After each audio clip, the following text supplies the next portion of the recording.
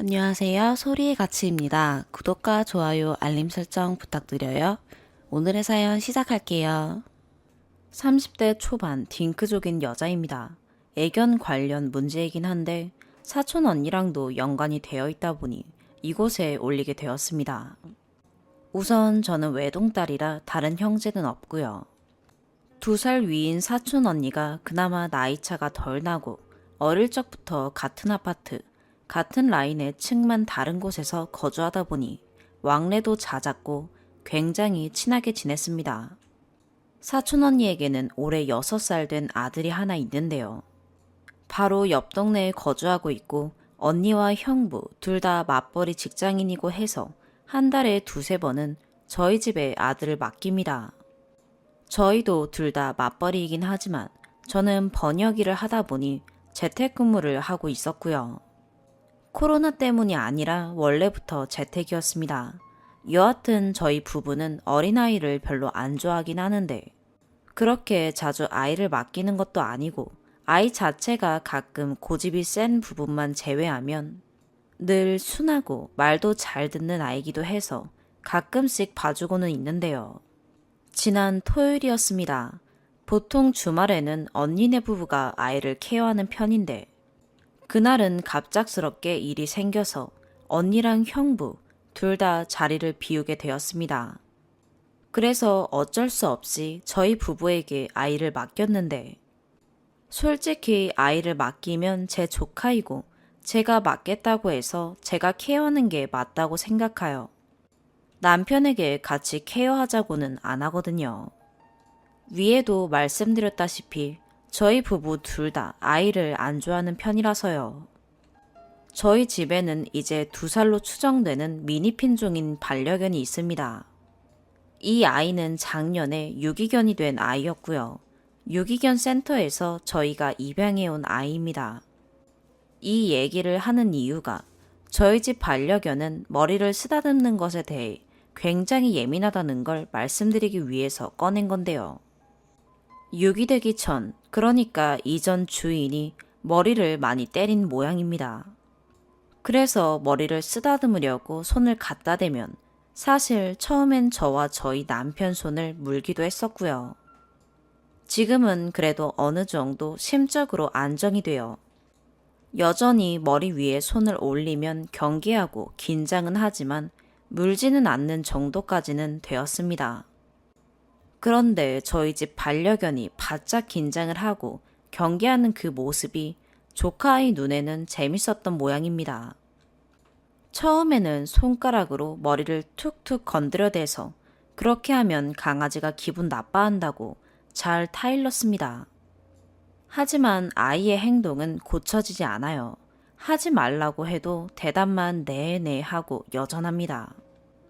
그래서 일을 할 때도 아이가 반려견을 건드리지 못하도록 제가 불편해도 반려견을 옆 의자에 앉혀놓거나 혹은 무릎 위에 앉혀놓고 일을 하거든요. 주말에 갑작스럽게 맡게 되어서 조카 간식과 저희 반려견 간식을 챙겨주기 위해서 부엌에 들어가 있었고 남편은 집에서 퍼즐 맞추는 게 취미라 서재에서 조용히 혼자 퍼즐을 맞추고 있었습니다. 그러던 차에 퍽 소리가 나면서 저희 반려견 짖는 소리와 함께 조카 아이는 엉엉 울고 있더군요. 저희 반려견은 머리를 건드려도 물지 말라고 저희가 항상 훈련을 시킵니다. 조카가 자꾸 건드려대서 혹여라도 반려견이 우발적으로 조카를 물까 봐서요. 저와 남편이 지켜보질 않으니 조카가 여느 때처럼 저희 반려견을 건드렸고 저희 반려견이 큰 반응을 보이지 않자 주먹을 쥐고 반려견 머리를 때린 겁니다. 퍽 소리가 그거였어요. 거기에 놀란 저희 반려견이 아이에게 달려들거나 문 것은 아니지만 심하게 짖으면서 으르렁거리고 이빨을 드러내니 아이가 겁을 먹고 울음을 터뜨렸더라고요. 조카는 제가 달랬고 남편도 나와서 많이 놀랬을 반려견을 안아주고 조카가 보이지 않는 방으로 데리고 들어가서 케어를 했습니다. 저는 그때 솔직히 너무 화나기도 했지만 솔직히 제가 조카 아이의 엄마도 아니고 해서 혼내는 것은 좀 아니다 싶었고 이 일에 대해서 아이의 엄마인 사촌 언니에게 얘기를 했습니다. 조카가 계속 반려견을 건드린다. 오늘은 우리 애 머리를 때려서 우리 애가 놀라서 으르렁거리고 이빨을 드러내니 조카가 겁먹어서 울음을 터트린 것 같다. 혼을 내지는 않았지만 계속 이런 식으로 우리 애를 조카가 건드리면 다시는 조카를 우리 집에서 못 봐줄 것 같다. 그렇게 말을 했습니다. 거기서 사촌 언니의 막말이 시작되더군요. 어떻게 개새끼가 사람보다 먼저가 될 수 있냐. 저러다가 우리 애 물면 어쩔 거냐. 안락사를 시켜야 한다. 정말 저렇게 말을 하는데 기가 찼습니다. 먼저 원인 제공을 한 것은 우리 애가 아니라 저쪽 아들인데 말이죠. 그러면서 걔는 아이가 될 수 없고 우리 애 이러는데 자기 아들이랑 동급 취급받는 것 같아서 기분도 나쁘고 어쩌고 저쩌고 하답니다. 이렇게 말이 안 통하는 사람인 줄 몰랐어요. 30여 년을 알아왔지만 정말이지. 더 이상 상대하고 싶지도 않고 합의점이나 이런 것을 찾고 싶지도 않아서 싸우기 싫다. 애는 언니가 봐라. 나는 우리 애만 케어할 거다. 다시는 애 맡기지 마라. 그렇게 끝을 냈는데도 노발대발입니다. 급기야는 큰엄마까지 전화와서 그깟 걔가 뭐라고 자기 손주한테 그러냐고. 너한테도 피 이어진 조카 아니냐고 뭐라 해서 다시는 연락하지 말라고도 말씀드렸고요. 그랬더니 저희 엄마한테 전화해서 난리를 치셨더라고요. 일 자꾸 크게 만들지 말라고 사촌 언니에게 말을 했더니 사촌 언니가 일을 크게 만드는 건 저라면서 제가 대처를 잘못해서 이런 일이 벌어진 거라고 합니다. 한낱 개새끼에게 미쳐가지고 조카한테 하는 꼬라지를 좀 보라며 매일같이 카톡으로 폭언을 쏟아붓길래 카톡을 차단했더니 문자 하나가 달랑 와 있네요. 저보고 미친 것 같다고 정신병원을 좀 가보래요. 이게 정말 제가 잘못한 일인가요? 추가, 어젯밤 자기 전에 링크를 사촌 언니에게 보내놓고 잠들었는데 이렇게까지 핫하게 될 줄은 몰랐네요. 주작이라고 말씀하시는 분도 봤고 6살 된 아이가 반려견을 때려서 아이를 후려쳤다는 그 글도 보긴 봤습니다. 익명인 만큼 제가 거기에 대해 제가 아니라고 말해봐야 믿을 사람만 믿고 믿지 않을 사람은 안 믿기에 덧붙이진 않겠습니다. 저에게는 소중한 반려견이지만 저 역시도 강아지보다는 사람이 우선이라고 생각합니다. 물론 저도 사람인지라 조카가 반려견의 머리를 때렸을 때는 화가 났지만 그렇다고 해서 성인도 아니고 아직 어린 6살 애를 똑같이 때릴 수는 없다고 생각합니다. 또한 평소 재택근무할 때는 같은 공간에 있되 제가 반려견을 데리고 있음으로써 조카와 반려견 사이에서 조율을 해줍니다. 솔직히 제 입장으로서는 엄연히 저희 집이고 조카가 올 때만 저희 반려견을 다른 방에 가둔다거나 하기에는 얘가 분리불안도 좀 있어서 보호자가 눈에 안 보이면 짖기도 하고 그래서 같은 공간에서 데리고 있었긴 합니다. 그렇다고 강아지 때문에 6살짜리 조카를 다른 방에 가둬둘 수는 없잖아요. 그건 아동학대고요. 확실히 다른 분들 댓글을 보니 아주 잠시니까 하고 둘을 분리하지 않고 같은 공간에 둔 제 잘못도 있는 것 같네요. 이 부분은 제가 대처를 잘못한 게 맞습니다. 그 순간만 남편에게 애들 좀 봐달라고 했으면 이런 일은 안 생겼을 텐데요. 또한 왜 사촌 언니의 애까지 봐주냐는 글이 많으셨는데 저는 외동딸입니다. 저희 큰아빠네도 외동딸이었고요. 고모들 밑으로는 사촌 오빠들이 있었지만 큰아빠나 저희 아빠는 외동딸을 가지신 분들이셨고 두 분 우애가 깊으세요. 저희 부모님이 맞벌이로 저를 잘 못 봐주셨을 때는 가정주부셨던 큰엄마가 저와 제 사촌 언니를 돌봐주셨었고요. 저나 사촌 언니나 둘 다 다른 형제가 없다 보니 친자매처럼 나중에 부모가 없어도 너네 둘은 잘 지냈으면 좋겠다는 말씀도 워낙 어릴 때부터 듣고 자라서 언니가 힘들 때 내가 도와주는 게 맞고 내가 힘든 건 언니가 도와주는 게 맞다고 생각했었습니다. 위에 말씀드렸다시피 큰엄마도 어릴 적엔 저를 케어해 주셨던 게 있어서 당연히 사촌 언니가 낳은 조카도 언니가 도와달라고 하면 제가 케어해 주는 게 맞다고 생각했어요. 제 성격이 답답하다면 답답한 그런 성격이긴 한데 솔직히 다른 사람이랑 말싸움하고 이런 거 싫어합니다. 저희 엄마도 그렇고 저도 그렇고 좋은 게 좋은 거라는 마인드가 워낙 강해서 어지간하면 남이랑 싸우는 것도 싫고 그냥 그렇게 둥글게 지내는 편이에요. 다만 이 글을 읽고 잘잘못을 따지긴 해야겠다고 생각은 드네요. 강아지와 조카를 분리하지 못한 부분은 제대로 사과하고 그 외 언니가 폭언을 한 것에 대해서는 사과를 받아야겠습니다. 두 번째 추가, 짬이 나서 댓글을 읽어봤는데요. 제가 호구였던 것은 사실이지만 이 사달이 났음에도 불구하고 사촌 언니와 화해를 한다거나 하는 것은 아니었는데 제가 의사 전달을 잘못한 듯 싶어 덧붙입니다. 화해한다는 뜻은 아닙니다. 제가 사과를 할 건 하고 기분이 나빴던 것에 대해 사과를 요구하긴 할 거고요. 사과를 하고 사과를 받았다고 해서 사촌 언니의 아이를 더 봐준다거나 하진 않을 겁니다. 처음이 어렵다고 한번 저희 반려견을 때린 조카가 또 때리지 않으리란 법은 없다고 생각하기 때문입니다. 만약 사촌 언니가 사과를 한다면 조금 덜 껄끄럽게 끝날 것 같고 사과를 하지 않는다고 하면 그냥 거기서 끝인 거겠지요. 이 부분은 그냥 제 성격상 제 마음이 편하고자 그런 부분입니다. 남편이 불쌍하다는 글도 보긴 봤는데요. 저와 저의 남편이 애를 안 좋아하는 부분은 사실입니다. 다만 그냥 아이 자체를 싫어한다기보다는 아이들 울음소리라던가 떼쓰는 소리 이런 걸 별로 안 좋아해요. 시끄러운 것 자체를 안 좋아하다 보니 그런 것 같아요.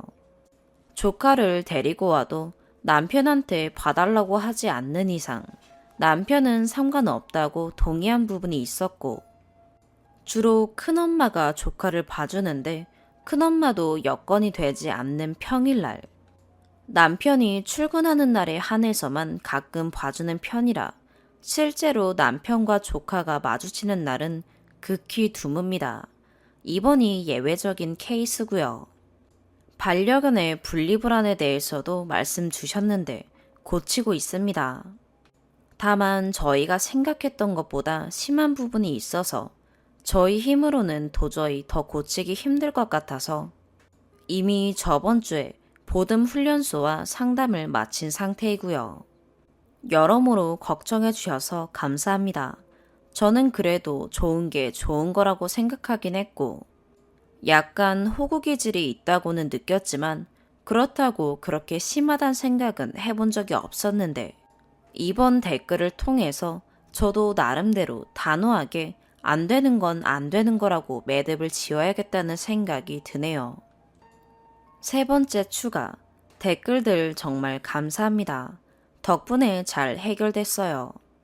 솔직히 댓글들 보고 마음 다잡긴 했었는데 제 성격 자체가 선천적 호구라 그런지 혹시나 마음이 흔들리면 어쩌지 그런 생각을 좀 많이 했었습니다. 제 사람에게는 싫은 소리를 못하다 보니 더 그런 것 같고요. 그렇다 보니 사촌 언니와 대화 전에 이걸 어떻게 대화를 해야 할지 고민도 많이 했고 연락을 할까 말까 휴대폰만 만지작거려서 일도 사실 손에 잘 안 잡히더라고요. 남편이 대신 연락해서 사과는 됐으니까 앞으로 아는 척하지 말라고 그렇게 말해준다고는 했는데 이건 어디까지나 저와 사촌 언니로부터 시작된 일이라 그러는 건 좀 아닌 것 같았어요. 다시 한번 댓글들을 읽고 마음 굳게 먹고 한심하다고 여기실 수도 있지만 제가 먼저 연락을 했습니다. 기다렸다는 듯이 전화를 받더라고요. 사촌 언니의 첫 마디는 자기를 욕먹이게 해서 좋냐는 말이었습니다. 보긴 봤었나 봐요. 주저리 할 말은 많았었는데 막상 사촌 언니가 비꼬면서 저렇게 말을 하니까 기분도 안 좋고 댓글에서 많은 분들이 제가 그렇게 미쳤다는 소리를 들을 정도로 잘못한 건 없다고 해주셨는데 언니가 너무 당당하니까 좀 그렇더라고요. 나한테 사과할 거 없냐고 물었더니 하나만 물어보자고 하길래 물어보라고 했죠. 근데 정말 사람은 안 변하더라고요. 원래 저런 사람이었는데 저만 몰랐었나 봐요. 사과하면 애 봐줄 거냐고 묻더라고요. 어떻게 생각하세요? 저는 저 말 듣고 머리 세게 한 대 맞은 것 같았습니다. 30여 년을 이런 성격으로 살아와서 하루아침에 고쳐질 거란 생각은 안 했어요. 다른 분들이 호구라고 욕을 하셔도 사촌 언니가 진심으로 막말한 것에 대해서 사과하면 진짜 저는 또 등신 호구처럼 조카 아이를 봐주게 되었을 겁니다. 그런데 참 댓글 중에 공짜 베이비시터라서 아쉬운 사람이 사촌 언니라고 했던 게 있었는데 딱 그 짝이었어요. 생각해보면 저를 정말 동생이라고 여겼다면 그렇게 말하진 않았겠죠. 제가 저희 남편과 아이를 싫어해서 딩크족을 자처했음에도 불구하고 언니 아이니까 봐준 것처럼요. 어릴 때는 동생으로 여겼을진 모르나 싫은 소리 한 번 안 하고 도와달라고 하면 다 도와줬던 저는 그냥 언니에게 있어서 돈 한 푼 안 들이고 편하게 아이를 맡길 수 있는 공짜 베이비시터나 다름없었던 것 같습니다. 저보고 정신 차리라고도 많이 말씀해 주셨는데 사람은 당해봐야 안다고 막상 이렇게 당하고 나니까 정신이 확 차려지더군요. 사과랑은 별개로 다시는 언니 아이 봐줄 일은 없을 것 같다고 했더니 노발대발 하는 게 조카 미래도 조금은 걱정이 되긴 하더군요. 그 엄마 밑에 그 자식이라고 제 엄마가 저러는 걸 보면서 자라면 조카 꼴 안 봐도 비디오더라고요. 거기서 그냥 저도 제 할 말하고 끊었습니다. 6살인데 벌써부터 자기보다 약한 작은 동물들 괴롭히고 때리는 거 보면 사이코패스 전조 아니냐고. 정신병원은 내가 아니라 언니랑 언니 아들이 같이 가봐야 할 것 같다고. 다시는 찾아오지도 말고 연락하지도 말라고 했습니다. 우리 집에 찾아오거나 이렇게 계속 폭언을 하면 증거 전부 모아서 변호사 선임해서 고소하겠다고도 했고요. 아이만 달랑 집 앞에 두고 가면 경찰서에 아이 버리고 갔다고 신고할 거라고도 했습니다. 다른 용어가 있었던 것 같은데 그때 단어가 생각이 나질 않아서요. 친정 엄마에게도 모든 전말 다 얘기하고 그 집이랑 인연 끊을 거라고 했더니 엄마도 알겠다고 하셨어요. 어차피 친정엄마는 아빠 돌아가신 후 이사 가시고 집들이나 이런 걸 한 적이 없으셔서 번호만 바꾸면 접점이 사라지긴 하거든요.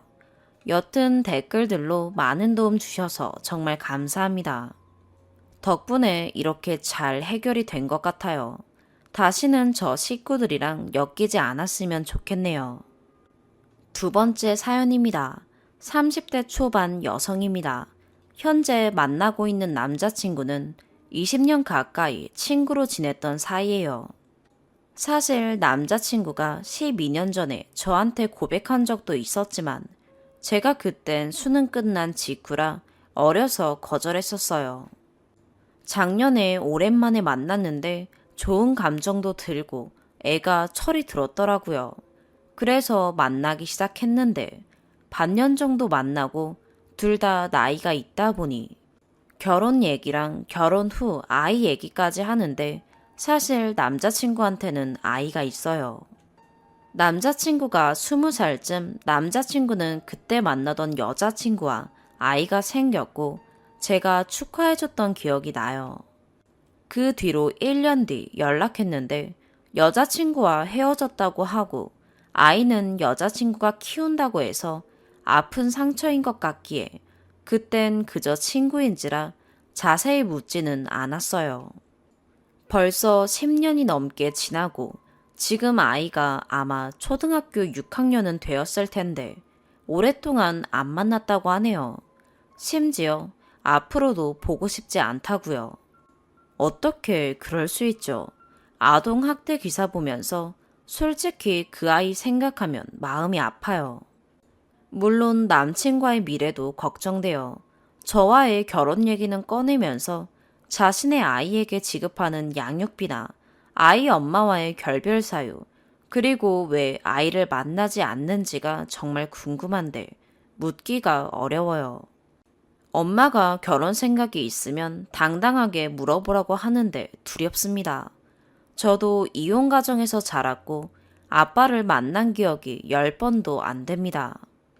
엄마도 남자친구가 아이가 있다는 거 알지만 사람은 좋으니 너만 좋으면 괜찮다고 하세요. 어떤 이유로든 아빠가 아이를 외면한다는 게 진실이 두렵습니다. 그리고 아이 문제는 뒤로 하더라도 남자친구가 애착 문제가 있는지 동거 경험도 있다고 하더라고요. 길진 않았지만 2명 정도이고 대충 8개월 내외라는데 그것도 마음에 걸립니다.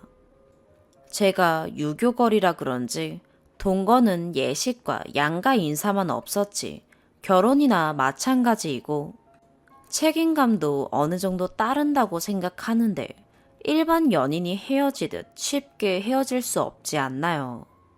한 번도 아니고 아이 엄마까지 3명이나 같이 살았다는 게 정말 마음에 걸려요. 이 문제만 아니면 사람은 애정 표현도 정말 많고 성실하고 심지어 착합니다. 저한테 헌신적이고 연락도 잘하고 얘기도 잘 들어줍니다. 자기 가족한테도 잘하고 고양이나 강아지도 좋아합니다.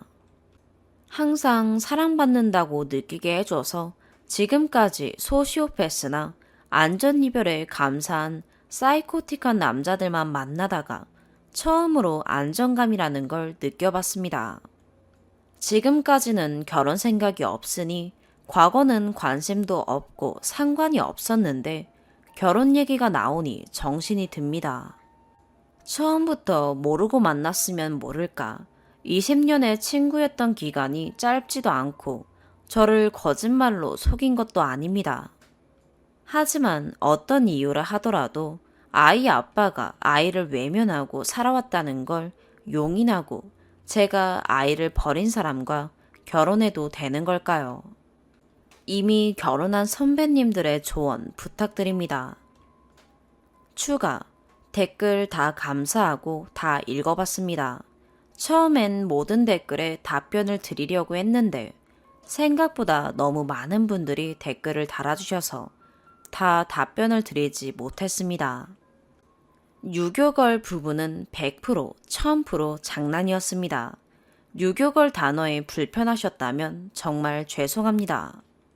유교걸 아니고 어떤 분이 아메리칸 마인드라고 하셨는데 아메리칸 걸로 정정하겠습니다. 생각보다 많은 연령대의 분들이 계신 것 같아요. 마음이 따뜻해졌습니다. 주변에 엄마 제외하고 이 사실은 아무도 모르기 때문에 글을 삭제할까 했는데 글을 삭제하면 댓글 달아주신 분들에 대한 예의가 아닌 것 같아서 어제 저녁에 이야기한 내용만 간단하게 얘기하고 저는 사라지겠습니다. 물론 댓글 적어주신 분들 말대로 남자친구의 모든 얘기는 일방적인 주장이기 때문에 적당히 수용할 부분만 수용했습니다. 일단은 연애만 하겠다고 했습니다. 결혼은 아직 생각이 더 필요할 것 같습니다. 첫 번째, 이혼. 전 여자친구가 아니라 혼인신고도 했었다고 합니다.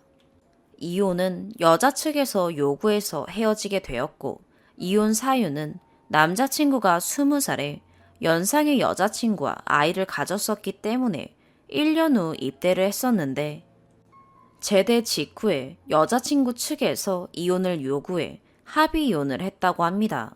아이가 있어서 그런지 완전 현역은 아니었는데 자세히 적으면 혹시 누가 알아볼까봐 이렇게만 적겠습니다. 두 번째, 양육권 등.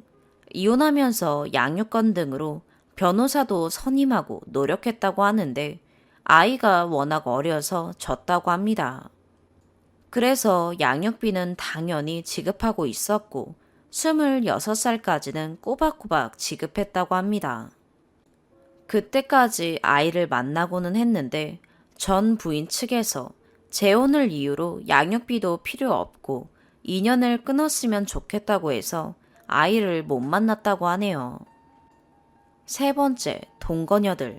아이 문제와 더불어 저도 마음에 걸렸고 많은 분들이 동거도 사실혼이기에 결혼이나 마찬가지라고 답변을 달아주셨습니다.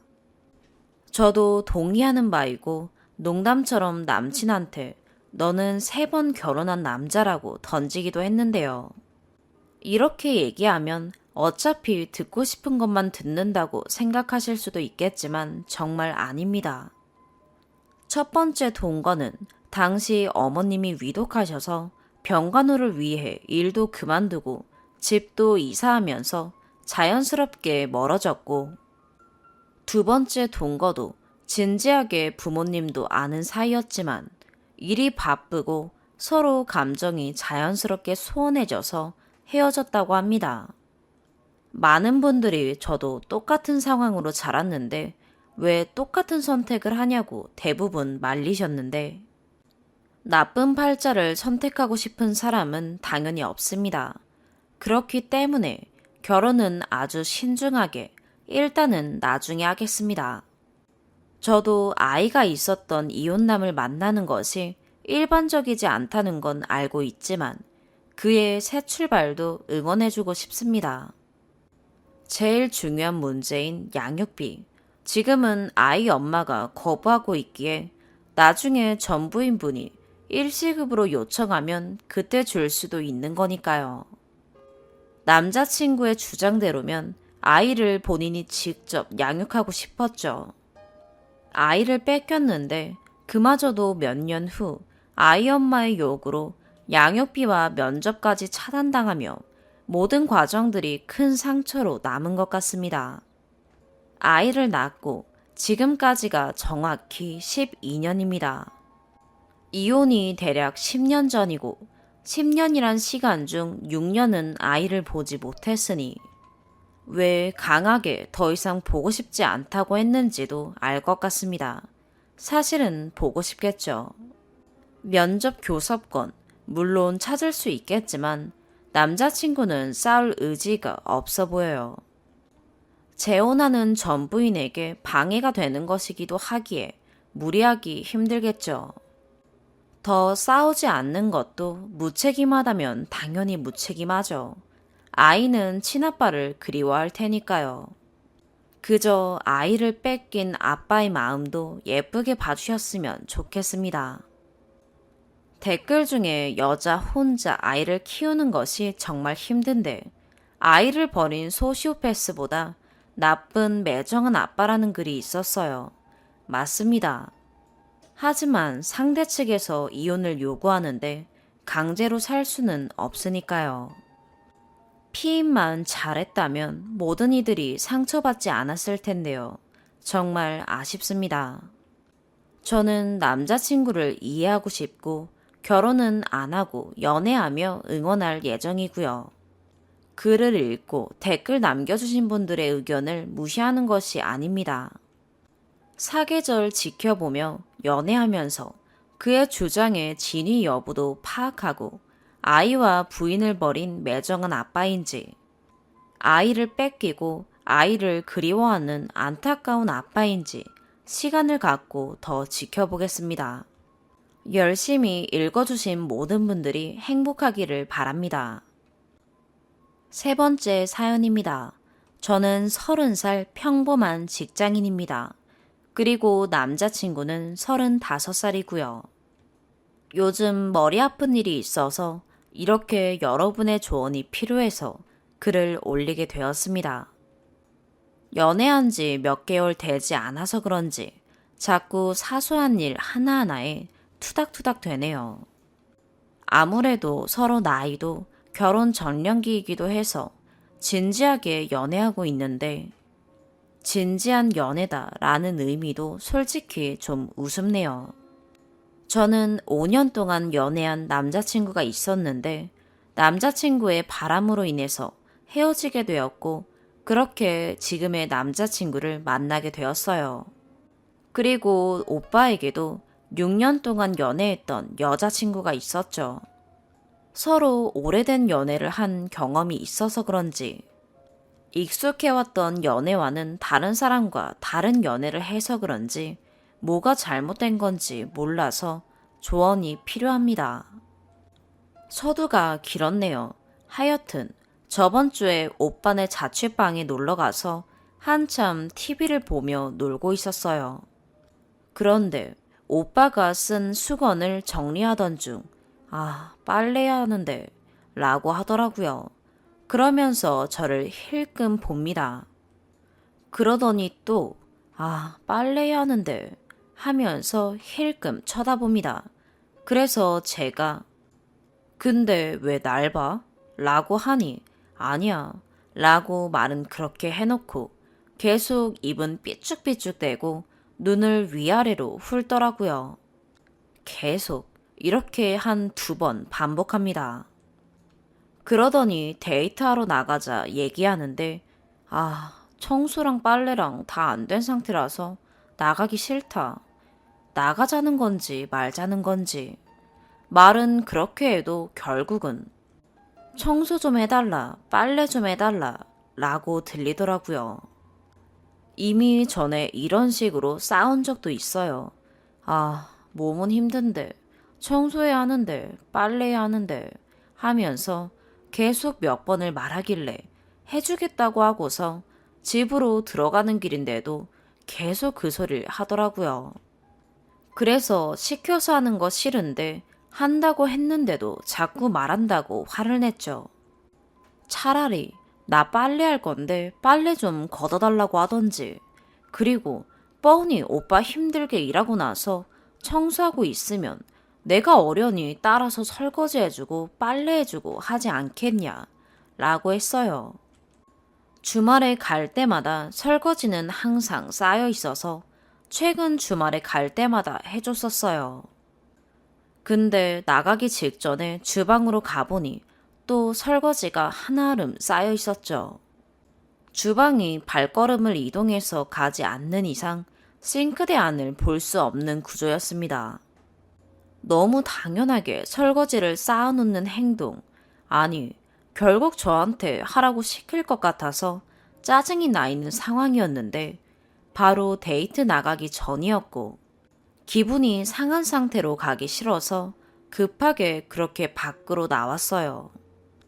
근데 데이트하러 가는 도중 갑자기 설거지 얘기가 나왔고 저한테 너 나올 때 설거지 안 했어? 라고 하더군요.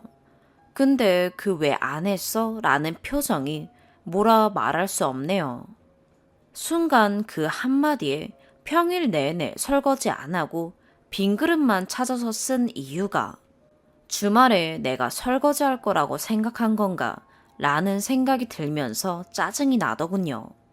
아마 짜증이 났나 라는 생각도 안 할 거예요. 쓰레기통도 한가득 쌓아놓고 쓰길래 오빠 왜 이렇게 쓰레기를 쌓아놨어? 이랬더니 그럼 너가 좀 치워줘 보든가 라고 하더군요. 저번에도 쌓아둬서 방과 거실에 있는 쓰레기통은 전부 비워서 제가 쓰레기 봉투에 묶어놨었어요. 오빠는 몸을 쓰는 직업이라서 사무직은 편하다라고 생각하는 것도 있는 것 같고 실질적으로 저보다 오빠가 몸도 쓰고 스트레스도 받고 더 힘들겠죠.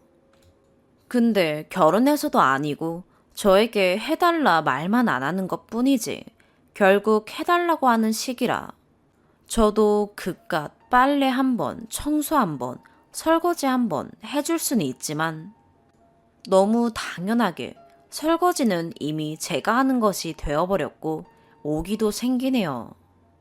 저한테 결혼해서 넌 집안일 하나도 안 할 것 같다 라고 얘기한 적이 있었는데 막상 저한테 다 떠넘기고 시키려고 하는 걸 보니 결혼하면 온 집안 살림은 내가 다 하겠구나 라는 생각도 들어요. 또 평일 내내 잔뜩 쌓여져 있던 설거지하고 방에 갔더니 거기서 혼자 아이스크림 까먹으며 TV 봅니다. 그렇게 빨래, 청소, 설거지 다 하기 싫어하면서 초창기 땐 나한테 공주님 대접해준다고 했냐고 퍽이나 오빠가 살림 도와주겠다 라고 했더니 맞벌인데 도와줘야지. 청소는 너보다 더 잘할걸? 너 방보다 내 방이 더 깨끗할 거야 라고 하더라고요. 요리는 그래도 여자가 남자한테 해주는 게 맞다라는 생각이라 요리는 제가 할 생각인데 이게 결혼 생활까지 이어진다고 생각도 들고 혼자 사는 자취방도 청소, 빨래, 설거지 해주길 바라는데 결혼해서는 더하면 더하지 않았을까 라는 생각도 들고 여자친구들은 남자친구 자취방 갈 때마다 청소, 빨래, 설거지 다 해주나 내가 이상한 건가 생각이 들기 시작하네요. 제가 현명하지 못해서 너무 못돼서 고작 이런 걸로 짜증을 내는 건가 싶기도 해요. 5년을 만났던 전남친의 경우는 자취를 혼자 했지만 설거지를 쌓아두는 경우도 없었고 제가 음식 해주면서 설거지 해주고 먹고 나서 설거지하고 있으면 방 정리하고 있고 주말에 방 청소 한번 한다고 하면 제가 빨래 널으는 거 도와주고 빨래 개고 있으면 제가 음식을 하는 보통 그렇게 해서 지금 이런 상황이 더 이해가 안 가고 스트레스 받네요. 조언 꼭 부탁드립니다. 추가. 지금까지 이런 식으로 말한 건 3일 정도 되고요. 문제는 그 3일이 하루에 3-4번씩 말한다는 거예요. 그리고 저도 막상 한 것은 설거지 3번 정도, 쓰레기 비워주는 거, 빨래 개준 거 1번밖에 없어요. 그 말 할 때마다 괜한 오기가 발동되어서 짜증나서라도 못하겠더라고요.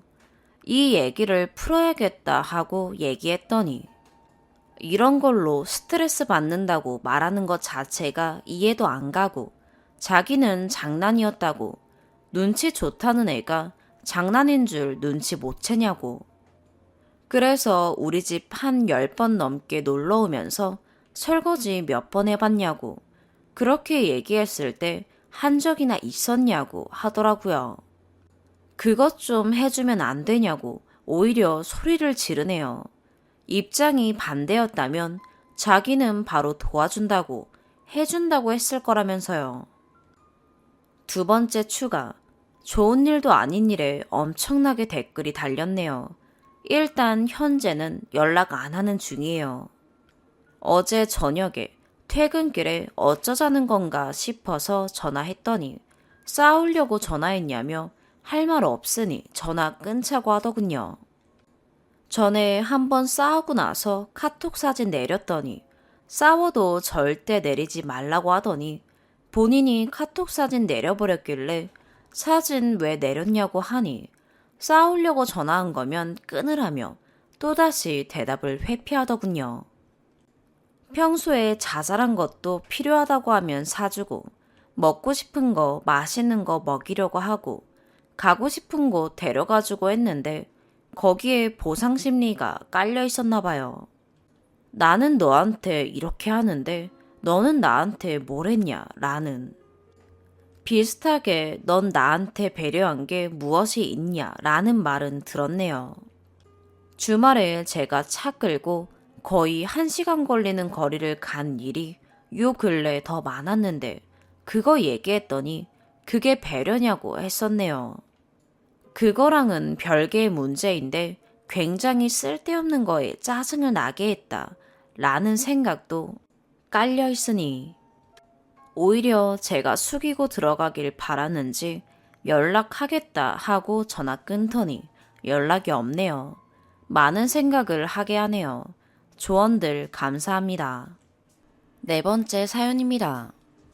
저는 20대 후반, 남편은 30대 초반이고 결혼한 지는 2년 남짓 됐어요.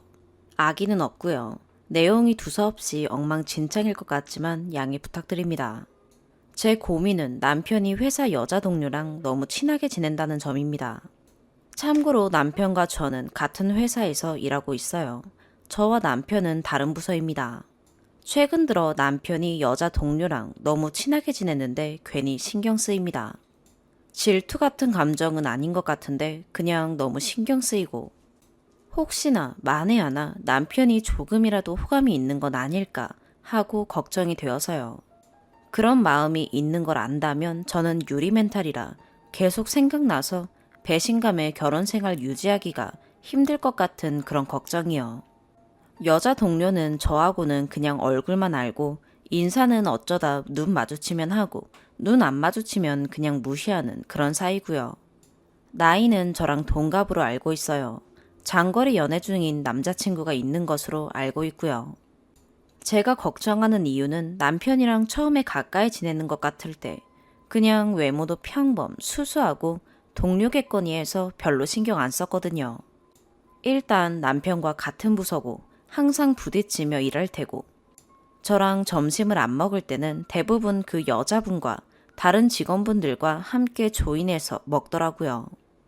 원래 저는 약간 여장부 같은 스타일에 질투 이런 것에 많이 둔감한 편이라 별 신경 안 쓰고 지내왔는데요. 최근 들어 신경 쓰였던 점이 퇴근 후에 남편이 저희가 키우는 강아지를 잠깐 집에 들러 회사 앞에 데려왔는데 저 일하는 중에 내려오라 그래서 내려갔더니 그 여직원이랑 다른 직원이랑 강아지 보고 싶다고 했는지 함께 있더라고요. 저는 그때 그 여자 직원이 그렇게 애교가 있는 분인지 처음 알았어요. 저는 어쩌다 한 번씩 인사만 하니까요. 근데 우리 강아지를 만지면서 목소리는 완전 애기 목소리로 안녕? 아이고 귀여워라. 너무 예쁘다. 하는데 그럴 때 남편은 흐뭇하게 바라보고 있고 기분이 조금 이상하더라고요. 뭐 여기까진 그럴 수 있다 쳐요. 넘어갔어요. 최근 들어 회식이 잦아져서 누구랑 먹냐고 하면 항상 그 여자와 함께 있어요. 물론 단둘이는 아닙니다. 하지만 자리가 남자 둘, 여자 둘 이런 식이고 그 와중에 다른 남자 1과 여자 1은 약간의 썸관계예요. 20대 후반에서 30대 초반대이고요. 최근 들어 이런 자리에 새벽까지 놀다가 술에 잔뜩 취해서 들어와요. 그나마 전에는 상사들과 함께하는 회식 자리라 조금 늦어도 이해했는데 굳이 끼지 않아도 될 솔로들, 나이 어린 동료들 회식 자리에 참석해서 새벽 늦게까지 놀다 들어오는 게 이해가 안 돼요. 저 집에서 혼자 기다리는 거 뻔히 알면서요. 그래서 그 후로 앞으로 12시 넘기면 화내겠다고 하니 저번에도 그 여자가 낀 술자리에서 놀다가 딱 11시 57분에 귀가했네요. 그러면서 하는 말이 여보, 나 12시 전에 들어왔지? 하는데 할 말이 없더라고요. 그리고 이 글을 쓰게 된 계기가 제가 잠깐 업무 보러 회사 로비층에 내려갔다가 다시 올라가려 하는데 남편이랑 그 여자분이랑 단둘이 산책을 하고 있더라고요. 업무 시간이었고요. 제가 당황스러워서 그 모습을 멍하니 바라보고 있었는데 순간 남편이 저를 발견하고는 아무렇지 않게 땡땡아 하고 손을 흔들어 주긴 했는데 기분은 묘하고 표정 관리는 안 되고 해서 애써 내색 안 하며 응 여기서 뭐해? 했는데 그냥 잠깐 심심하다고 해서 내려왔어. 이제 올라가려고 하는데 그 여자분이랑 뭔가 살짝 어색한 기류가 흐르고 응 그래 나 먼저 올라갈게 했더니 왜 같이 올라가 해서 얼떨결에 셋이 같이 올라갔어요. 여태까지 제가 볼 때는 단둘이 있었던 적은 없었는데 단둘이 있기도 하는구나 싶기도 했고 그 여자분은 저한테 말 한마디도 안 하고요. 그 이후로 괜히 더 신경 쓰이네요. 남편이 야근한다고 하면 그 여자도 같이 야근하나? 이런 생각에 예민해지고 이런 생각하면서 걱정하는 저도 찌질한 것 같고 남편한테도 괜히 짜증 부려요. 이럴수록 더 악순환될 걸 알면서요. 아직 별로 특별한 것도 없는데 제가 괜히 예민한 거겠죠? 그냥 남편을 믿는 게 맞는 거겠죠? 추가. 퇴근하고 글 봤는데 댓글이 많아서 놀랐어요. 아침까지만 해도 2개여서 두 분의 의견 듣고 추천수 보면서 남편한테 싫다고 정확하게 얘기하겠다 했는데 이렇게 다양한 의견 주셔서 감사해요. 근데 제가 두서없이 쓰다 보니 이 글을 쓰게 된 계기 중 2가지가 있었는데 한 가지를 빼먹었네요. 핸드폰 카톡 연락 받냐는 댓글 보다가 생각이 났어요. 사실 그것만큼 확실한 게 없다고 생각해서 남편 핸드폰 비번을 알기에 남편 잘 때 가끔 봤는데 그냥 업무적인 내용 몇 개랑 점심 고 이런 짧은 대화가 다여서 그냥 별 의심을 안 했던 건데 아예 언급을 안 했던 건 아니에요. 그냥 넌짓이 장난 반, 진담 반으로 요즘 너무 가까이 지내는 것 같다. 친한 건 좋은데 다른 사람 시선도 신경 써. 이런 식으로 얘기했었는데 본문에 있던 술자리 몇 번 다녀오고 나서 채팅방이 삭제되어 있더라고요. 그래서 그건 진짜 성질나서 자고 있던 남편 깨워서 한번 성급하게 성질내긴 했어요. 이거 뭐냐? 채팅방은 왜 지웠냐고. 당연히 비몽사몽 왜? 왜? 하고 놀라며 깨다가 제 설명을 듣고는 요즘 여보가 걔 신경 쓰는 것 같아서 보면 기분 나쁠까봐 지운 거야. 앞으로 안 지울게. 이러는데 괜히 짜증나서 그날 잠도 안 오고 그랬던 적이 있네요. 사실 이게 결정적인 이유였는데 이걸 왜 빼먹었는지 모르겠네요. 저 이 글 남편 보여주려고요. 많은 의견과 조언 감사합니다.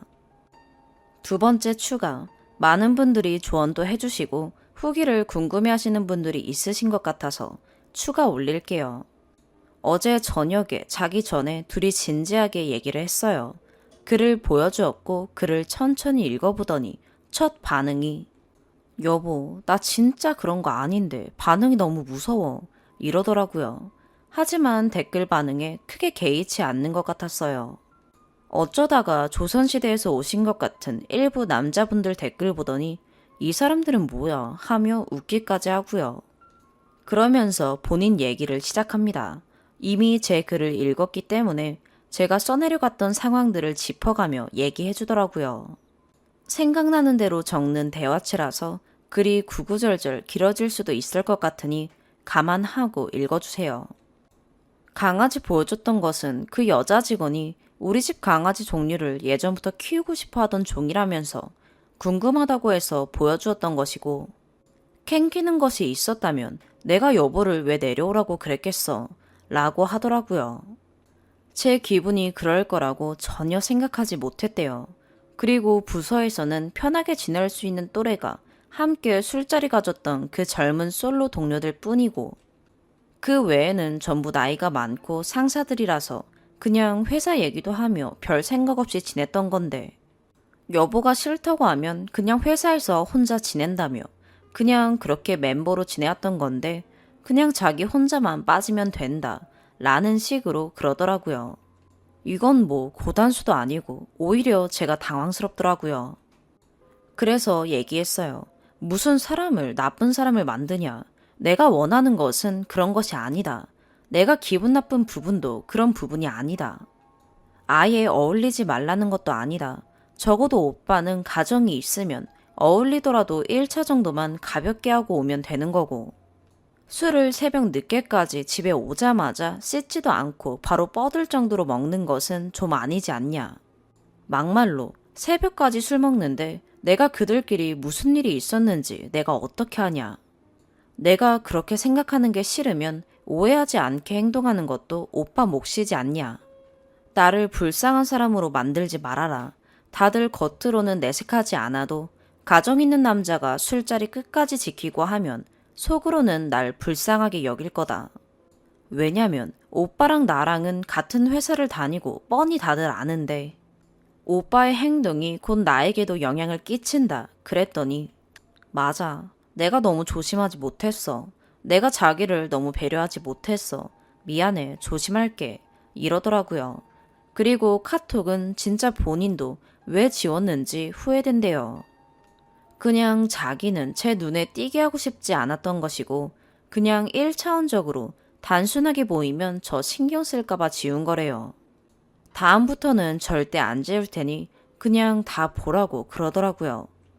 그리고 산책의 경우는 진짜 다른 직원분들에게 확인해도 된다면서 며칠 후가 제 생일인데 밑에 꽃집이 있어서 꽃 예약하러 내려갔던 거라고 하더라고요. 그 꽃집이 예약제예요. 이건 저도 알고 있어요. 옆에 같이 일하는 직원한테 이러이러해서 잠깐 밑에 내려온다고 그런 얘기 하고 있던 것을 그 여직원이 듣고 머리 식힐 겸 같이 갔다 오자고 해서 별 생각 없이 같이 내려갔던 것이고 여보는 안 믿겠지만 그때 진짜 처음으로 단둘이 있던 거야 하더라고요. 꽃집에 예약을 하고 나서 나오는 중에 저를 만난 것이고 그렇게 같이 올라간 거라고요. 여기까진 억지로라도 납득을 했고 오해를 풀려고 했어요. 그리고 더 대화를 했어요. 내가 조금 깨른칙했던 부분은 그 여자 동료는 오빠와 나와 함께 있을 때 나를 전혀 아는 체 하지 않는다는 점이야. 표정도 굳는 것 같고 이러니 갑자기 여기서 남편이 그 여자 편을 들더라고요. 걔 낯가려 라고. 여기 저만 이해 안 되나요? 그래서 뭐라고? 하니 본인도 아차 싶었는지 아니 여보가 무슨 말도 안 되는 생각을 하는 것 같으니까 그렇지. 진짜 무슨 그건 진짜 오해야. 그런 오해는 안 했으면 좋겠어. 그래서 아니 오빠 나는 낯가림이 없어? 내가 오죽했으면 그 셋이 올라가는 어색한 와중에 먼저 일이 힘드시진 않냐고 인사치레를 했겠어. 그 인사도 네 이런 식으로만 받아쳤잖아. 기억 안 나? 나는 낯가리지 않아서 인사를 한 거야. 나 진짜 방금 그 말 너무 충격받았어.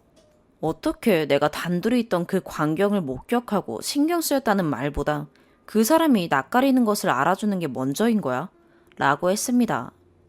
진짜 그런 거 아니야. 답답해. 내가 진짜 멍청한 것 같아. 걔를 옹호한 게 아니라 자기가 말도 안 되는 오해를 안 했으면 좋겠다고 생각해서 얘기한 거야. 상처받지 마. 너무 당황스럽고 어떻게 얘기해야 당신이 오해 안 할지 모르겠어.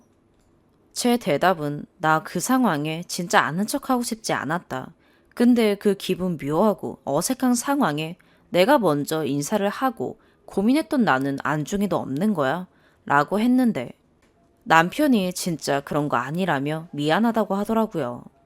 이런 식의 대화를 하다가 제가 그동안에 쌓아둔 게 조금 터져서 감정을 주체 못하고 조금 훌쩍였어요.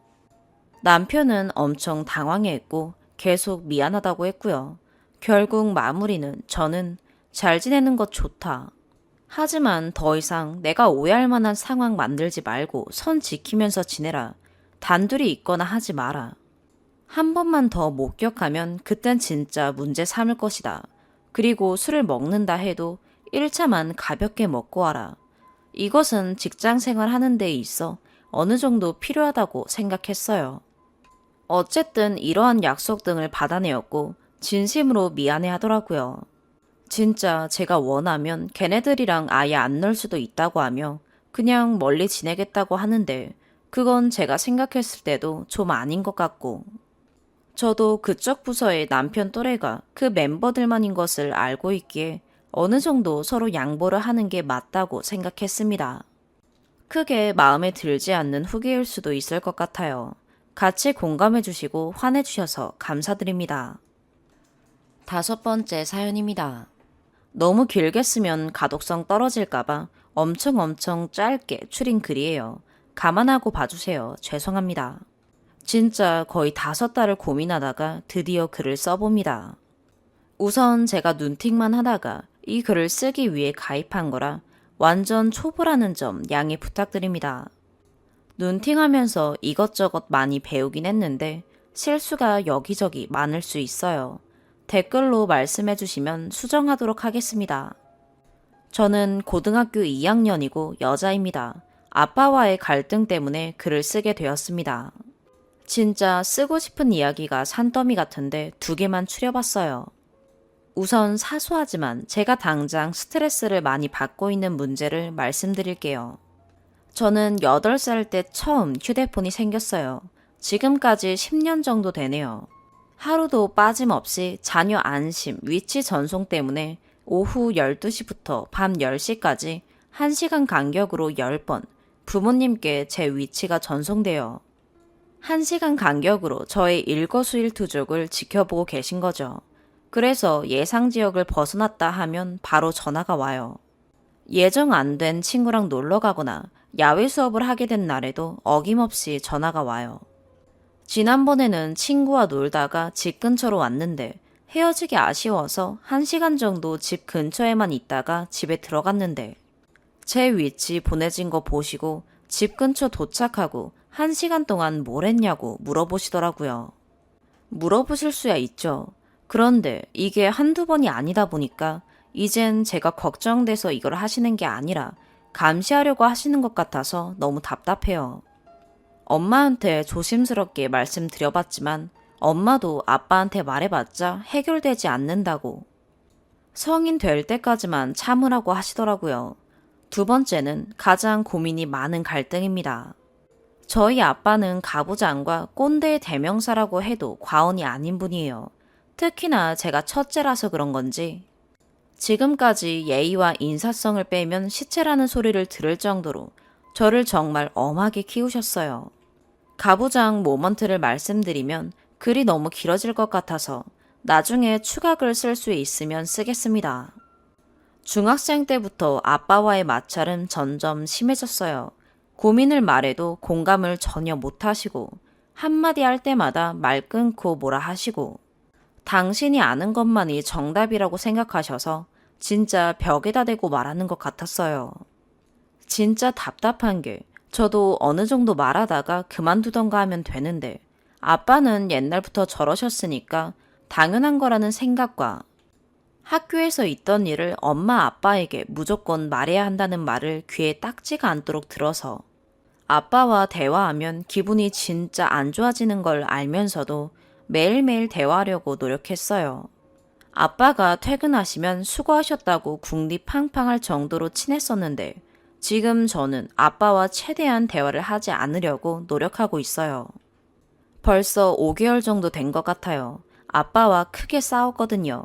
그 싸움을 계기로 그동안 싸우던 게 터졌는지 아니면 생각으로만 대화하지 말아야지 하던 게 행동으로 옮겨진 건지.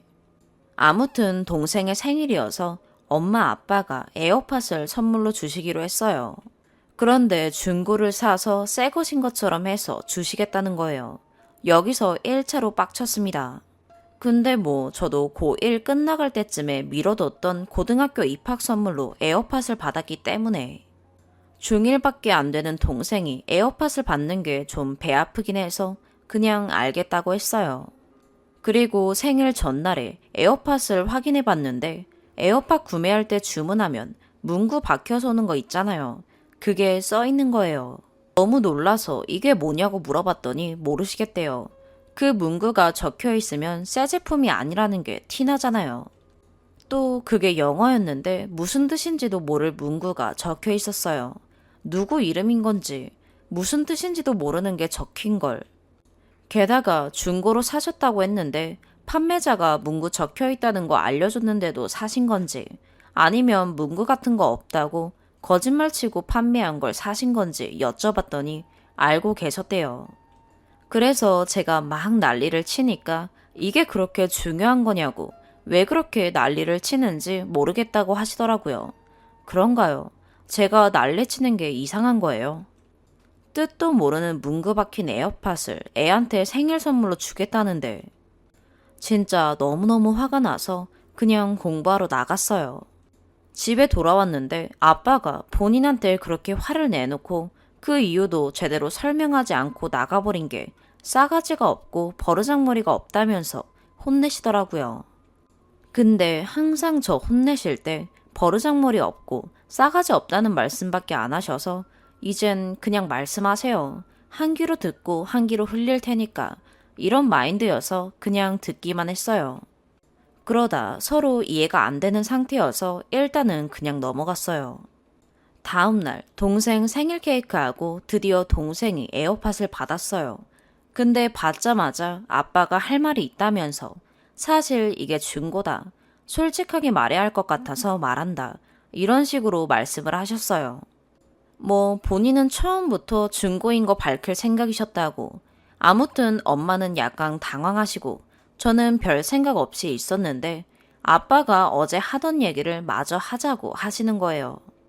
근데 저는 엄마 아빠랑 싸울 때 같이 정색하고 언성 높이는 것보다 일부러 표정 관리하고 싱긋싱긋 웃으면서 말투도 아 정말 그랬구나 나는 뭐뭐 했어요 이런 식으로 정색하지 않고 장난스럽게 대답하는 게 엄마 아빠 기분은 나쁘고 제 기분은 나쁘지 않다는 걸 깨달아서 싸울 때마다 그런 식으로 하거든요.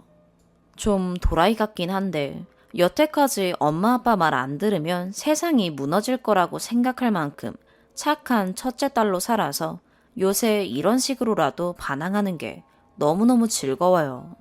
아무튼 계속 똑같은 말만 하는 아빠한테도 저렇게 대답했더니 예상한 대로 역정을 내시더라고요.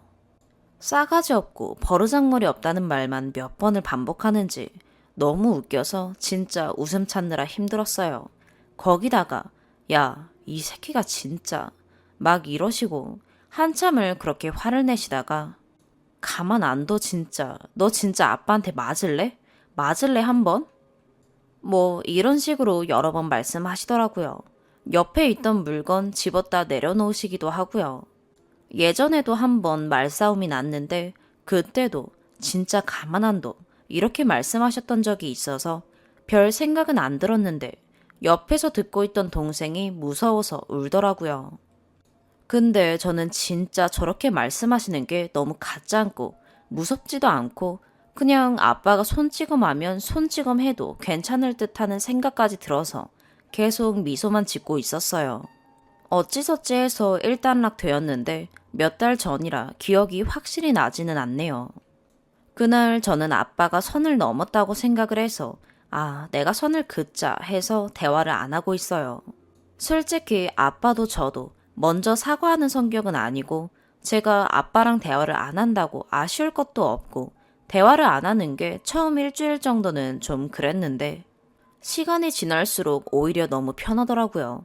평소 같았으면 몇 마디 대화하고 말 안 통해서 또 빡쳤을 텐데 말이죠. 그리고 얼마 전에 제 생일이었어요. 아빠가 선물이랑 편지를 주셨어요. 혹시나 사과가 담긴 편지일까 해서 열심히 읽었는데 그냥 뭐가 문제여서 대화를 안 하는 건지 전혀 모르시는 것 같았어요. 아닐 수도 있지만요. 기대를 한 내가 잘못이라고 생각하고 앞으로도 대화 안 하고 지내려고요. 그게 제 정신 건강에 더 좋을 것 같아요. 그리고 아빠가 폭력을 쓰지는 않으시는데 조금만 본인 신념에 어긋나거나 본인 의견에 복종하지 않고 토를 달면 바로 버럭하고 막 불타오르세요. 긴 글 읽어주셔서 감사합니다. 최대한 명료하게 쓰려고 이것저것 첨삭하다 보니 잘 이해되지 않는 부분이 충분히 있을 수 있습니다. 차분히 물어봐 주시면 글 추가로 적어드릴게요. 댓글 많이 달아주세요. 열심히 읽어보겠습니다.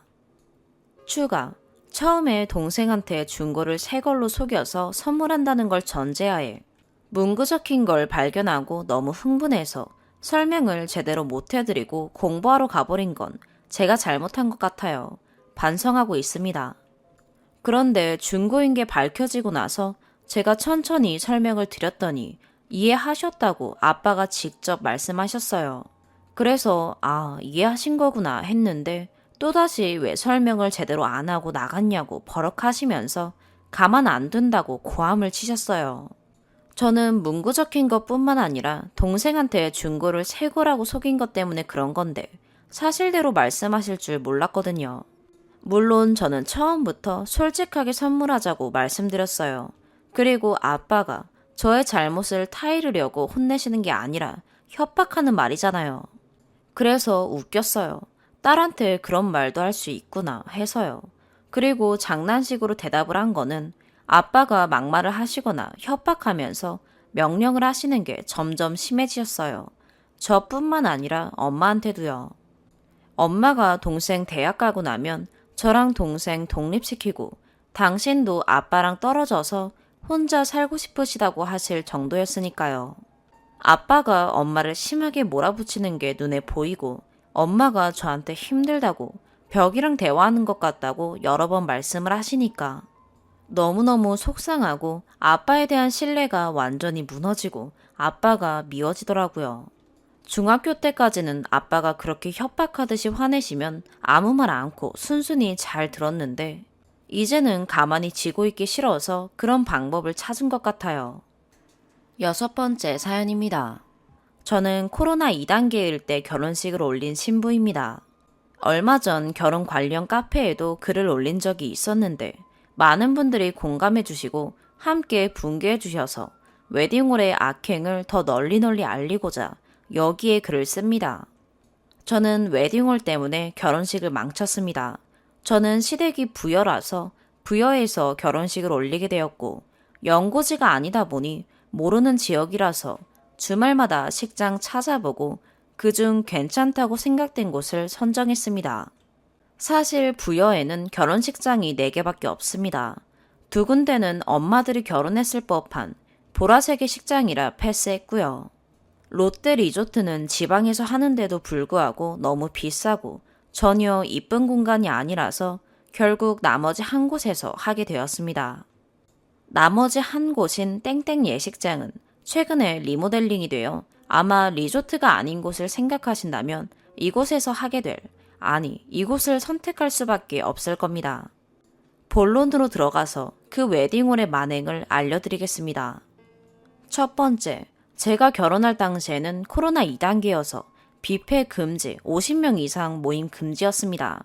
웨딩홀로부터 뷔페를 진행할 수 없기 때문에 답례품으로 진행된다는 연락을 받았고 예식장에서 정한 최소 인원 150명에 추가 50명, 최종 200명의 답례품을 진행하기로 했습니다. 답례품 종류는 와인 한 병 또는 정관장 브랜드가 아닌 홍삼 한 박스였습니다. 어른들이 많기 때문에 홍삼 200개로 해달라고 했으나 자꾸 와인이 더 좋다, 손님들이 다 와인을 좋아한다, 홍삼 물량이 딸린다 등등 이런 얘기를 하며 홍삼 200개는 진행이 어렵다고 얘기하길래 홍삼 150개, 와인 50개로 진행하겠다고 했습니다. 계약서에 홍삼 150개, 와인 50개를 적는 걸 받고 부여에서 사는 곳으로 돌아가는 길에 예식장에서 전화가 왔습니다. 추석 전이라 홍삼 150개를 할 수 없다고 하니 와인 150개, 홍삼 50개로 바꿔달라고 하더군요. 저희는 절대 안 된다고 했고 홍삼만 200개 하고 싶은데 부탁하셔서 와인 50개로 한다고 하지 않았냐고 말하며 변경 없이 홍삼 150개, 와인 50개로 진행한다고 했습니다.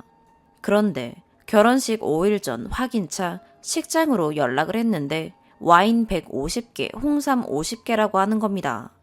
자기는 분명 그렇게 들었다고 우리한테 거짓말하지 말라면서요. 저희는 원래 홍삼을 200개를 원했던 사람인데 말이 되는 소린가요? 전혀 미안하다는 말 하나도 없이 소리치길래 같이 소리쳤더니 신부님이 왜 그렇게 입이 거칠냐고 하면서 참고로 욕 한 번 안 했습니다. 회사라 큰 소리도 안 냈고요. 그럼 자기네 식장에서 결혼하지 말라는 소리까지 하더군요. 그래, 전화로 얘기한 우리 잘못이다 생각하고 화가 나지만 넘어갔습니다. 지금 생각해보면 계약서를 제작성하지 않고 구두로만 약속했던 저희 잘못이 크긴 합니다. 그래도 결혼식 일주일도 안 남은 상황에서 자기네 식장에서 하지 말라고 말하는 예식장이 정상인가요? 두 번째, 그곳은 홀이 하나밖에 없는 단일홀 예식장입니다.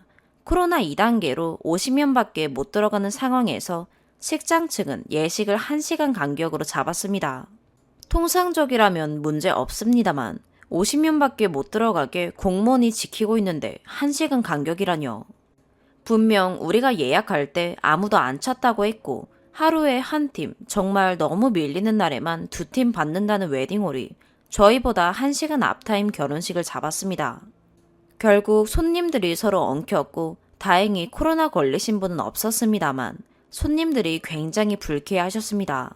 세 번째, 시골분들 특성이 결혼식 시작 시간보다 거의 한두 시간 일찍 오신다고 하더라고요. 저희 손님분들이 저희 도착도 전에 미리 오셨는데 예식장 측에서 미리 답례품을 줬다고 했습니다. 이게 말이 되나요? 나중에 안 사실입니다. 이미 계산은 다 끝났고 알았을 때는 따질 수 없는 상황이었습니다. 그리고 답례품은 포장까지 완성된 상태로 식장 측에서 제공해 주는 거 아닌가요? 와인 상자에 들고 갈 수 있는 끈을 하나도 껴주지 않았습니다. 당연히 우리가 껴야 한다고 미리 말해준 적도 없습니다. 인사하고 있기에도 바쁜 상황에 양가 부모님들이 와인줄을 껴서 손님들께 나눠주고 있었습니다. 신부 대기실에 있어서 몰랐는데 생각하면 지금도 화가 나네요. 네 번째, 힘든 시기에 와주신 손님들께 보는 재미라도 느낄 수 있도록 영상 등을 준비했습니다. 부모님 감사 영상, 식전 영상 등등 BGM도 남들이 하는 거 하기 싫어서 바꿨습니다. 미리 예식장에 말했고 예식장에서 알겠다고 했습니다. 예식 시작 전에 신랑이 미리 다 틀어보고 맞춰보고 했는데도 불구하고 예식 시작 시간인 1시 반에 사장인지 뭔지 아는 사람이 컴퓨터 앞에 서서 하나하나 다시 틀어보더군요. 한 번도 아닌 두세 번을 모든 노래와 영상을 틀어보고 나서야 식이 시작됐습니다. 결국 저희가 몰래 준비했던 모든 게 모든 사람들 앞에서 미리 보이게 됐고 1시 반 예식이 1시 50분쯤 시작하게 되었습니다. 그 와중에 웨딩홀 다른 늙은 여자 담당자는 뒤에 식이 없으니까 늦게 시작해도 늦게 끝나면 된다 이 소리를 하고 있더군요. 다섯 번째, 인당 10만원씩 주고 예식장에서 추천한 도우미 예도를 썼습니다만 도우미가 도움이 하나도 안 되더군요. 친정엄마 라이터에 불이 안 켜지고 있었습니다. 두세 번을 눌렀는데 안 들어오니까 엄마가 당황했는지 도우미를 쳐다봤는데 아무런 반응을 하지 않더군요. 결국 엄마가 계속 눌러도 안 되고 1, 2분이 지나고 나서야 단상에서 새 것을 꺼내서 주더군요. 가만히 있을 거면 돈을 왜 받아가는 건지. 여섯 번째, 그 웨딩홀은 직원이 없습니다. 늙은 사장 1명, 그 사장의 부인인지 동생인지 모를 여자 1명, 딱 둘입니다. 그러니 예식이 매끄럽게 진행이 될까요? 사장이 노래 및 동영상을 틀어주고 있었습니다. 앞에도 말했지만 컴퓨터를 잘 못 다루는 것처럼 보였습니다. 계속 음악 틀고 동영상 틀고 등등. 컴퓨터도 못 다루는 늙은 그 사장이 웨딩홀을 운영한다는 것 자체가 말이 안 됩니다. 동영상을 전체 화면으로 만드는 방법을 몰라서 화면이 작게 나오는 걸 제 친구가 뛰어가서 크게 만들었습니다. 그리고 스냅 사진을 받아보니까 결혼식 내내 컴퓨터 파란 바탕화면이 그대로 송출되고 있었더군요. 웨딩 스냅에 그 사진이 고스란히 다 찍혀 있었습니다. 일곱 번째, 예식이 끝나고 정말 울고 싶은 마음 억누르면서 따졌습니다. 어떻게 이따위로 하시냐고 결혼식 망치셨다고 그랬더니 하는 말이 가관이더군요. 손님들이 너무 좋아했는데 뭐가 문제냐고요. 모든 손님들이 제 걱정하던데 무슨 말인가요 사장님. 다들 그 결혼식장 그날 처음 열었냐고 하던데요. 화나겠지만 시간 지나면 잊혀진다고 다들 위로하던데요. 그따위로 장사하지 마세요. 부여에서 결혼하실 분들은 절대 이곳에서 하지 마세요. 앞전에 글을 올린 카페에서도 저처럼 당한 신부들이 한두 명이 아니었습니다. 정말 선택지가 없긴 하지만 다시 한번 잘 생각해 주세요. 그리고 부여 사람들은 다 알아요. 저기 밥 최악이에요. 정말 맛없기로 소문난 곳입니다. 지들은 맛있다고 자랑하지만요. 그리고 요즘 유행하는 반딧불샷 이쁘게 안 나와요. 거기 사장님이 불을 끄는 방법을 모르거든요. 그리고 꺼주지도 않고요. 긴 글 죄송합니다. 몇 달이 지나도 잊지 못하는 거지 같은 예식장 때문에 화가 많이 나서요. 속풀이라고 생각하고 읽어주시면 감사하겠습니다. 추가, 어차피 식은 끝났고 돈은 지불했고 몇 달이나 지난 지금 왜 올리냐 하시겠지만 많은 분들이 공감해 주셔서 마음이 훨씬 괜찮아지네요. 더 좋은 곳에서 하지 못하고 시댁 설득 못하고 계약서 제대로 작성하지 않은 저의 잘못이 제일 크지만 식 당일 운영 부분에서 나온 실수에 대해서는 알리고 싶었습니다. 댓글을 읽고 있다가 어이없는 게 또 있어서 추가 내용 씁니다. 드레스 및 화장 관리를 위해 헬퍼 동행하잖아요. 저도 스드메 진행한 업체에서 고용한 헬퍼와 함께 갔습니다. 헬퍼는 제가 돈 주고 고용한 분이신데 저희 웨딩 사진 및 앨범들 전시해두고 상자들 정리하는 일을 헬퍼분께 시켰다고 하더군요. 그럴 거면 식장에서 돈 주고 써야 하는 거 아닌가요? 저는 신부 대기실에 있어서 사실을 몰랐습니다. 나중에 듣고 너무 미안해서 헬퍼분께 조금 더 성의 표시를 했습니다. 지금까지도 이렇게 화가 나는 이유는 식장 측으로부터 단 한마디의 사과를 받지 못해서입니다. 미흡해서 미안했다고 했다면 이렇게 글까지 쓰고 있을까요? 원판 사진이 2달째 나오지 않아 전화를 했더니 그때도 늦어져서 미안하다는 사과는 없더군요. 저 양반이 까먹었나봐 이러고 말더라고요. 지금까지 공감해주신 분들께 감사를 드립니다. 7번째 사연입니다. 말 그대로 친정엄마 장례식장에서 남편 걱정만 하다 간 시어머니가 계세요. 저는 이걸로 연을 끊을 생각까지 하는데 남편은 엄마가 일부러 그런 것도 아니고 실수한 거니 넘어가자는 뉘앙스예요. 어떤 이야기인지 말씀드리자면 친정엄마는 길다면 길고 짧다면 짧은 투병 생활을 하시다 돌아가셨는데 정말 잘 지내시다가 갑자기 안 좋아져서 응급실 들어가시고 3일 만에 돌아가셨어요.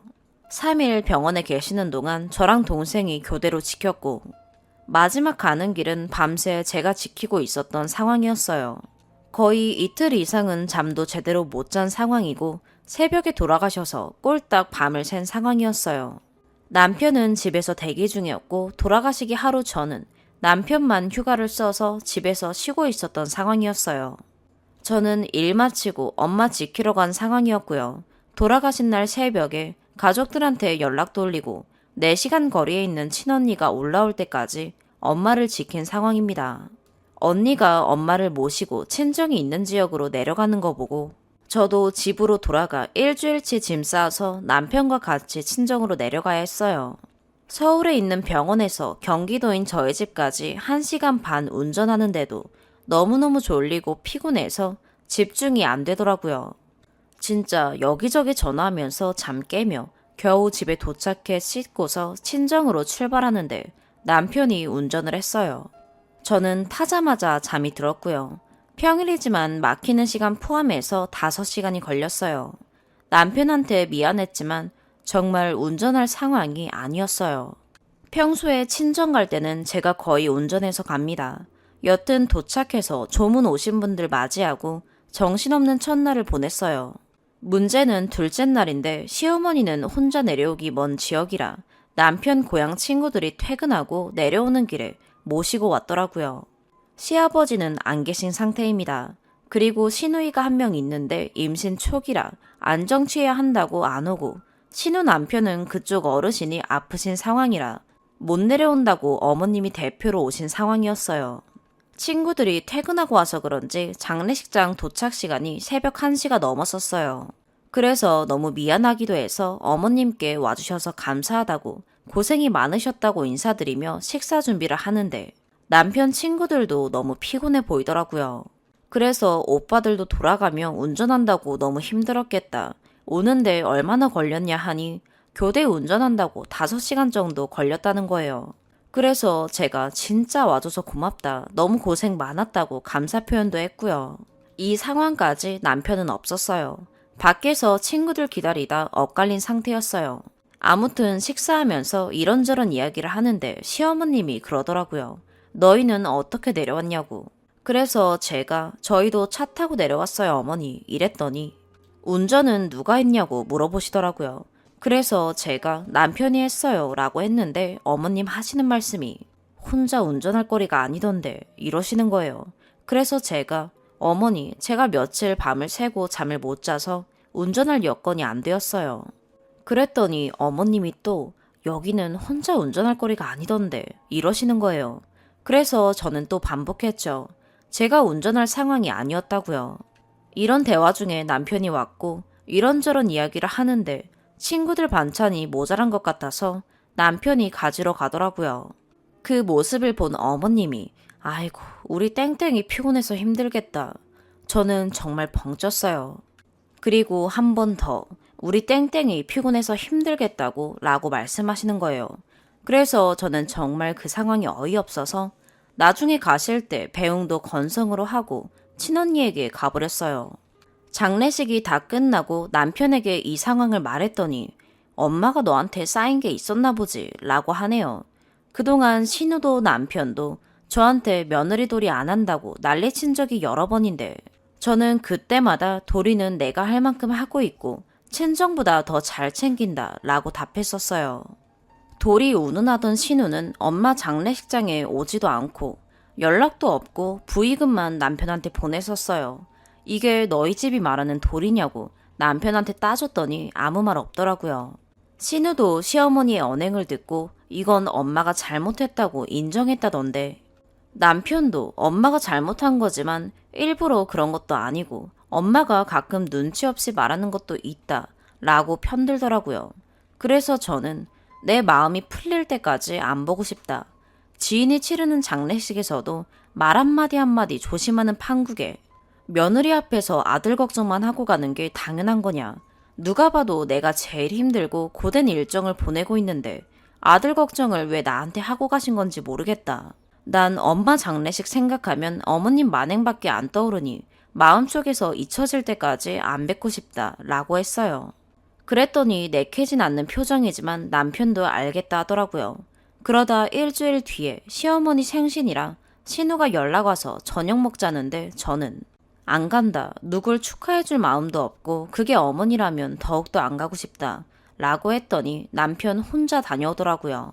사실 시아버님 돌아가시고 저희 아빠 생신이 바로 있었는데 저희 집은 무슨 생일이냐며 내년에 챙겨도 된다고 오지 말라고 혼자 계신 시어머니 위로하라 하셨는데 시댁은 친정엄마가 돌아가셔도 시어머니 생신은 꼭 축하하고 싶었나 봐요.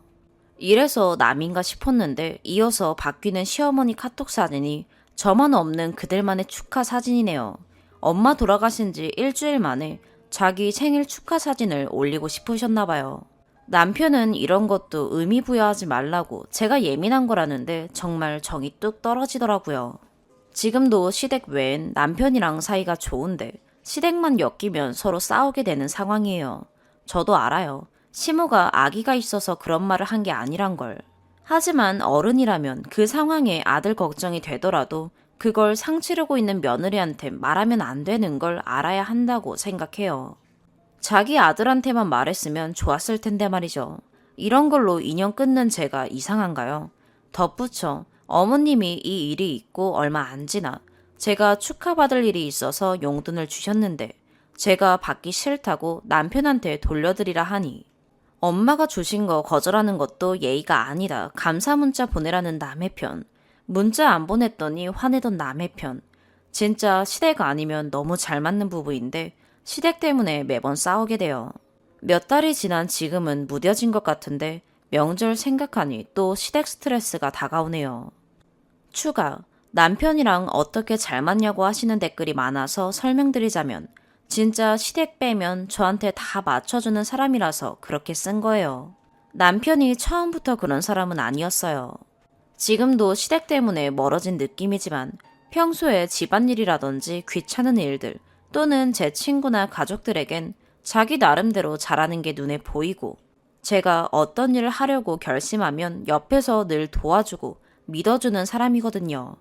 시댁 일에만 매우 예민한 건데 사실 이것도 결혼하고 나서 시아버지가 돌아가신 이후로 그렇게 된 거라 시어머니 생각하는 게 남다른 걸 막 뭐라 할 수는 없었던 것 같아요. 시아버지 돌아가신 지도 오래된 건 아니고요. 하지만 저도 할 말 다 하는 스타일이고 남편이 그런 이야기 한다고 해서 고분고분 듣고 네네 하는 사람 절대 아닙니다. 정말로 시댁 일만 아니면 잘 맞는다는 의미예요. 오늘의 사연 여기까지입니다. 구독과 좋아요, 알림 설정 부탁드려요. 시청해주셔서 감사합니다.